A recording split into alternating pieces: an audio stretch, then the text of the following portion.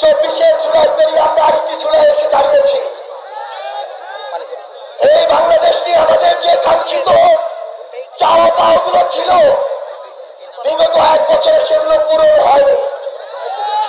এই জন্য আমাদেরকে দেশ গড়তে জুলাই পদযাত্রায় বের হতে হয়েছে।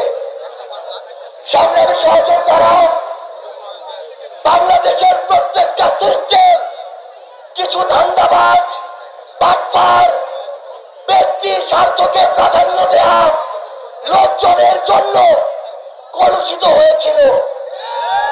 অভ্যুত্থান পরবর্তী সময় গিয়েছে, সেই লোকদের বিরুদ্ধে যথাযথ ব্যবস্থা নেওয়া হয়নি। অতঃপর ওই কালপ্রিটরা আবার ওই সিস্টেম গুলোতে নতুন করে জেঁকে বসেছে। তারা আবার সাহস পেয়েছে আপনাদের ওই ভূমি অফিস থেকে শুরু করে সদর হাসপাতাল থেকে শুরু করে পুলিশের স্টেশন, সেখান থেকে শুরু করে সরকারি অফিস, প্রত্যেকটা জায়গায় কিছু কিছু এমন মানুষ রয়েছে যারা এখনো জনগণের সেবক না হয়ে শোষক হয়ে উঠেছে।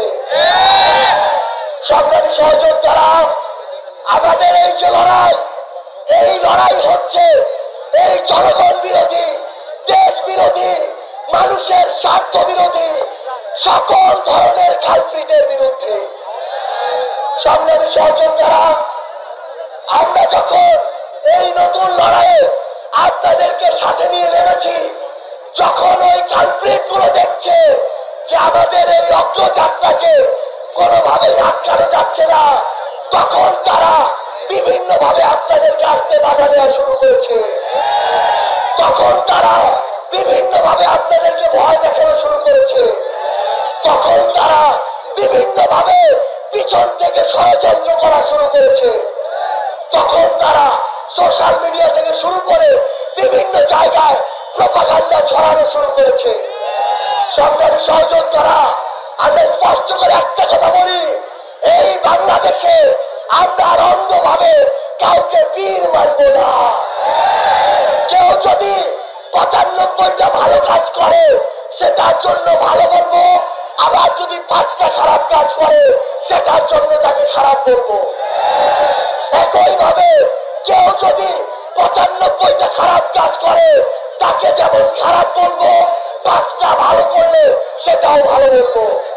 আমরা আগামীতে আমাদের এই বিবেককে আর কোন দল, ব্যক্তি, গোষ্ঠী, মার্কা, প্রতিষ্ঠানের কাছে আর বন্ধক দিব না। সংগ্রামী সহযোদ্ধারা, আমরা ভুলি নাই এই বাংলাদেশে 24 জুলাইয়ে তার পূর্বে কোন কোন প্রতিষ্ঠানগুলোকে শেখ হাসিনা কিভাবে ব্যবহার করেছিল। আমরা ভুলি নাই কিভাবে কোন প্রতিষ্ঠানগুলোকে ব্যবহার করে বিচার বহির্ভূত হত্যাকাণ্ড ঘটানো হয়েছিল।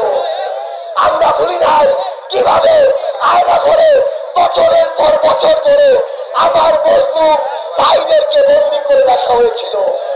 আমরা ভুলি নাই কিভাবে শাপলা চত্বরে ওই পিলখানায় 24 অভ্যুত্থানে কোন বাহিনীকে ব্যবহার করে আমাদের উপরে গণহত্যা চালানো হয়েছিল। সংগ্রামী সহযোদ্ধারা, আগামীর বাংলাদেশকে হতে হবে সাহসের বাংলাদেশ। আগামীর বাংলাদেশকে হতে হবে সামনে এগিয়ে চলার বাংলাদেশ। আগামীর বাংলাদেশকে হতে হবে প্রতিরোধের বাংলাদেশ। আগামীর বাংলাদেশ হতে হবে অন্যায়ের বিরুদ্ধে মাথা উঁচু করে প্রতিবাদ করার বাংলাদেশ। শেরপুরের সংগ্রামী সহযোদ্ধারা, বিপ্লবের সহযোদ্ধারা, শেরপুরের আমাদের শের ভাই বোনেরা, আপনারা আজকে শেরপুরের উন্মুক্ত মঞ্চে একটা পথসভায় হাজার হাজার মানুষের যে জনসমুদ্র দেখিয়েছেন, এই জনসমুদ্র আমাদেরকে আজীবন আপনাদের জন্য লড়াই করে যাওয়ার অনুপ্রেরণা জুগিয়ে যাবে। আমার সংগ্রামী সহযোদ্ধারা, একটা জিনিস মনে রাখতে হবে, আমরা যদি ভয় পাই তাহলে সেখানেই শেষ, কিন্তু আমরা যদি রুখে দাঁড়াই সেটাই হবে আগামীর বাংলাদেশ। সংগ্রামী সহযোদ্ধারা, আপনাদের কাছে বিনয়ের সাথে অনুরোধ থাকবে, আগামীর বাংলাদেশে দেশ গঠনের জন্য সিদ্ধান্তগুলো নেওয়ার ক্ষমতা আপনাদের আছে, সেখানে যেন আমরা সৃষ্টিকর্তার দেওয়া এই বিবেক বোধটাকে কোন জায়গায় বন্ধক না রাখি। আমরা যদি ভালোকে ভালো বলার সাহস দেখাই, তাহলে ভালোরা মৃত্যুর পরোয়ানা না করে আপনার সামনে দাঁড়িয়ে যাবে। সংগ্রামী সহযোদ্ধারা, যদি বাংলাদেশকে কাঙ্ক্ষিত জায়গায় দেখতে চায়, নিজের দায়িত্বটা নিজের পালন করতে হবে। শুধুমাত্র অন্য দলের বলে, অন্য মতের বলে আমরা যেন কাউকে প্রতিপক্ষ না মনে করি, আমরা যেন কাউকে শত্রু না বানাই। ইনশাআল্লাহ আমরা ঐক্যবদ্ধ ভাবে আগামীর আমাদের কাঙ্ক্ষিত বাংলাদেশ গড়ব, জুলাইয়ের কাঙ্ক্ষিত বাংলাদেশ গড়ব, অভ্যুত্থানের কাঙ্ক্ষিত বাংলাদেশ গড়ব।